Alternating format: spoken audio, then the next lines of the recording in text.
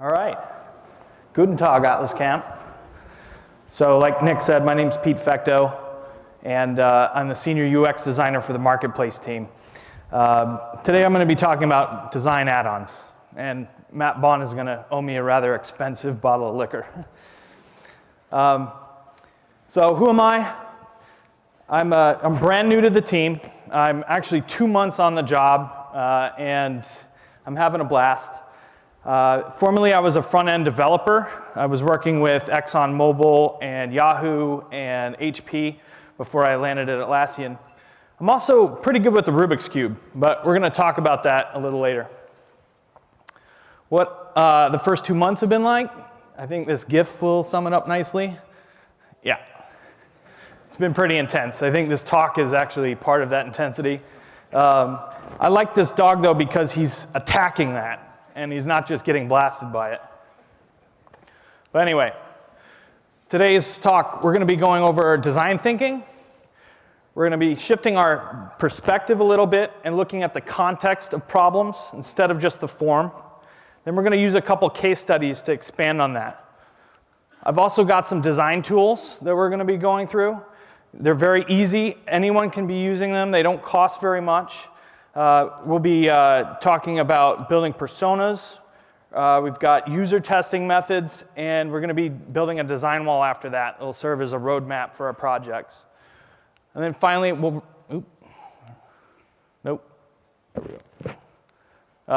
we're going to be going over some upgrades to the ADG, so ADG 2.0, which you guys will get a lot of good features out of. So without further ado, let's talk a little bit about design thinking. So one of the first things that comes to mind when we talk about designers and design thinking is the word creativity. So by definition, creativity is a phenomenon whereby something new and valuable is created, such as an idea, a joke, or an artistic work, maybe a painting, musical. And then we get down at the bottom and we see a solution or an invention, right? So that could mean software, that could mean add-ons. The point here is that you don't have to be a designer to be creative. In fact, all of you are already very creative just for coming up with add-ons and putting them in the marketplace. It's our job as designers and developers to create solutions to problems. So these solutions take on a form, and that form is software. The context around the form is what determines how the form is created. So let's use a simple metaphor to discuss this. So if we have a problem statement like, I need to boil water, then we might have designed a kettle like this one. In this example, the kettle is the form, and the stovetop is the content, or context, sorry. So I would design the form as such, right? If it's got a flat bottom to sit on the stove, it won't roll off. It's got a spout so I can pour the water out. It's got a fire-resistant handle so I don't burn my hand, and so on. But what if we decided to change our thinking? What if we decided that the stove shouldn't be the context? What if we defined the context instead of on the stove, but maybe it just needs to be in the kitchen? So we step back, we redefine the context a bit, and we have new insights on the context. So what if we design something like this? The context has changed here. We just have the boiling water coming right out of the faucet. And so the form has had to change along with that. We still solve the problem of having boiling water in the kitchen, but now the process to get that is much easier. So I mentioned earlier that I'm a Rubik's Cube artist.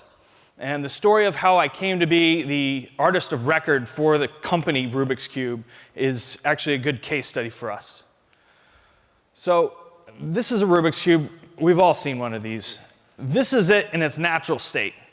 When you get it out of the box, you mess it up and you're like, shit, what have I done? And it sits on your shelf and it stays messed up until maybe your 13-year-old cousin comes by and fixes it, right? Can anyone guess what the form for this context is? Or I'm sorry, the context for this form is? Anyone? What's the context? No? No one? All right. It's a pair of hands. It's your mind. It's also knowing that it was solved at some point. These are portions of the context. But what if we didn't know it was solved? What if instead we thought maybe it should look like an American civil rights leader, and maybe we had 4,000 of them? So we think a little differently about the context. Maybe it's just one side of the cube that needs to be changed. Maybe I line them up in a row and treat them more like pixels. And so there we go. It looks like a proper American civil rights leader, I think. So we were presented with a form, the scrambled cube, and a problem, make this look correct, but we altered that context, and we came up with different results. So let's move on to something a little more practical. Let's talk about something that Stash did back in the day. Now, Atlassian is comfortable making mistakes, so I'm comfortable talking about this fuck-up that Stash had. And it's a problem that a lot of us have experienced. It's iterating on a broken form, and iterating on it, and it doesn't go anywhere. It's still broken, and we're all sitting there scratching our heads. I've actually seen a lot of teams just kind of break apart under this stress. So here's the scenario, okay? To log into an instance of Stash, users needed permissions. And for ease of management, users were put into groups by system admins, and those groups were given permissions. So Stash created this global permissions page. It was over in the admin section. You can manage all the permissions for the whole site from this one screen. And they went through those multiple iterations based on the flawed logic. They became more and more complex, and the UI had to meet those needs. And so the UI got broken as well. Users had to go to this page, admins had to go to this page anytime they started a new group or a new project or a new user and assign permissions. And they hated this page. And yet the scenario is really common. Despite doing everything right in terms of production, they weren't seeing results. And then the Stash team took a step back and decided to look at the context of the problem. They asked their admins, what are you trying to accomplish with this page? And then they decided to draw out the behaviors for the first time. And so they saw that admins were organizing their users into groups and projects, and then it'd be much easier to assign permissions through the creation of those groups and projects, instead of having to go to this page every time. So they put it inline instead of on that other page. It was one very small change, but it cleared up all the pain on that global permissions page, and so people didn't have to worry about it. Users ended up loving this page. And through rethinking the context of this around the problem, they were able to get those results they were after. So what have we learned here? We've learned to define the problem better and simplified. We've learned how to look at the context and study it. And you've been encouraged to rethink and experiment with that context to achieve different results. So let's move on. Oh, hey, all right. Let's talk about design tools. Now that we're thinking differently, I've got 3 design tools we're going to work on to build stronger add-ons. I'm going to talk briefly about user testing, what you can be doing there. And then you're going to get an introduction in personas and how they're used. And then we'll build a design wall, which will help us map out our projects better. So user testing is one of the most critical parts of the development lifecycle. And I also know that it's one of the most challenging things for small teams to do. You don't have budgets, you don't have a designer on staff, and so a lot of people just feel like it's out of reach. User testing provides you with valuable qualitative data. Now you're already getting plenty of quantitative data through your analytics engine. We've got a new tab now for vendors to look at their versions and subversions and how users are interacting with those. It's important to remember here that quantitative and qualitative data work best together. You shouldn't have one without the other. So what can we do here? Well, there's 2 main types of user testing. And probably the first is the most accessible to you guys. And that's remote testing. We've got surveys, and we've got video chat and record that you can be using. We also have in-person user interviews that are always very fruitful.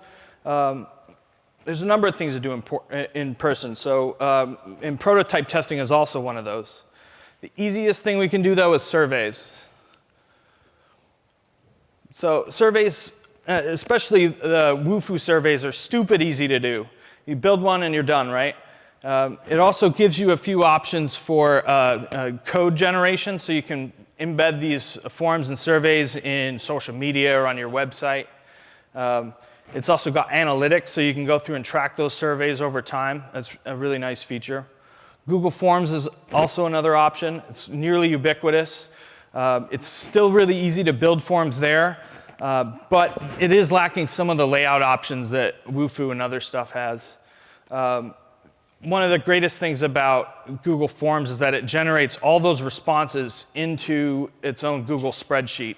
And from that, you can create CSVs, you can create JSON files, you can do a whole bunch of stuff. So now that HipChat has video, we can be using that for remote testing. You'll have to have your user download it, and you'll have to download something to record the session. I use iShowUHD. It's about a $30 license for the pro level. There is a free level.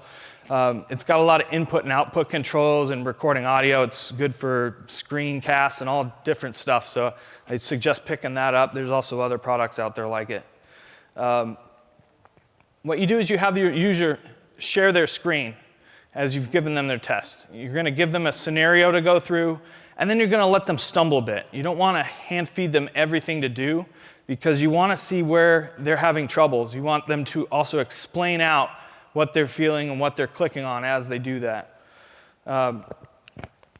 In-person interviews, also kind of similar there. You want them to stumble around. They are a bit more work to put together, because you have to bring everyone together and do the scheduling and all that. But it is a real morale boost when you have people come in, meet you, and go through this stuff and give you feedback live. 2 people should be conducting these interviews. There should be 1 facilitator and 1 note taker.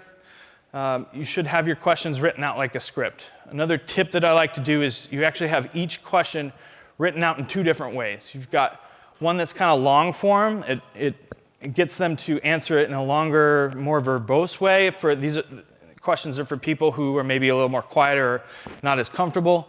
And then you've got short answers for people who are long-winded. So you're able to control the conversation a little bit and make sure you're getting the right feedback. Also, a small gift is a good idea. $5 Amazon card, maybe buy them coffee or a t-shirt. Also, like a beta license will work if you don't have budget for freebies. The AUI Sandbox, I think all of you are very well aware of that, and so I'm not going to talk much about it. I do want you to use it for prototype building, though. So we're all aware of A/B testing. Prototyping is kind of getting there.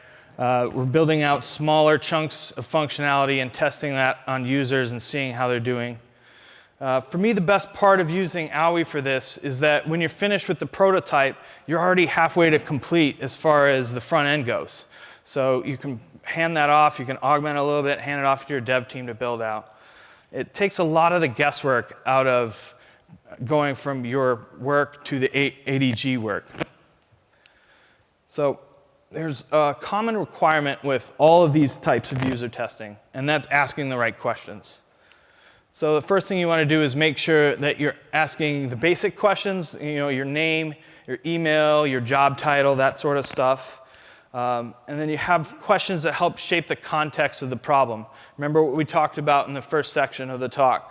And the context shaping questions would be something like, how do you boil water? Or what steps do you take to heat up water? You can also ask questions that help you define the problem better. So why do you need hot water? Or are there other types of water that you're looking for in the kitchen?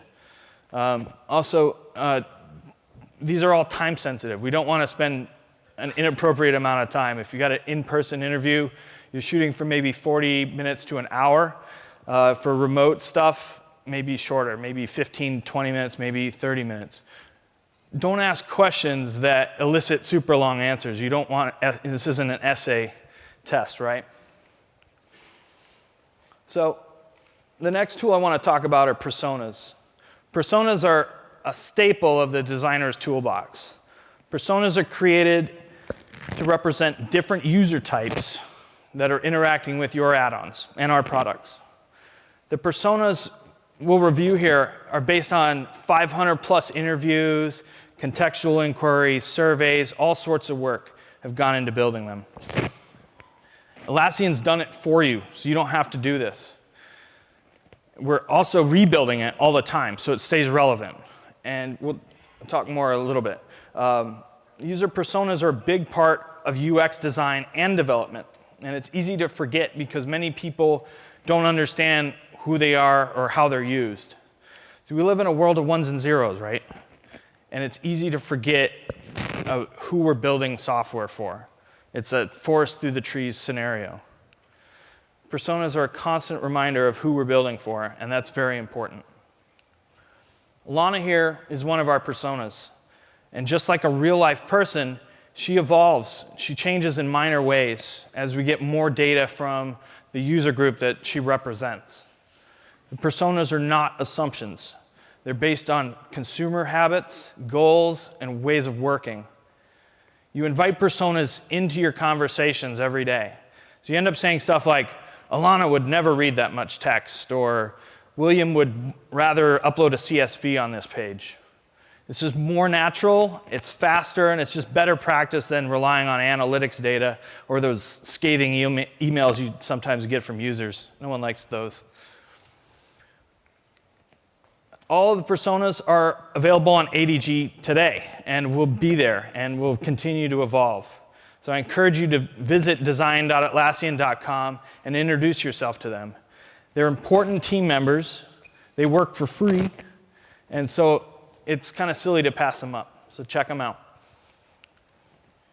Design walls are our third design tool that I want to talk about, and they're a lot of fun to build. They serve as a map for your project over time. So we start our design walls with those awesome personas. You're going to print those out, put them up on the wall.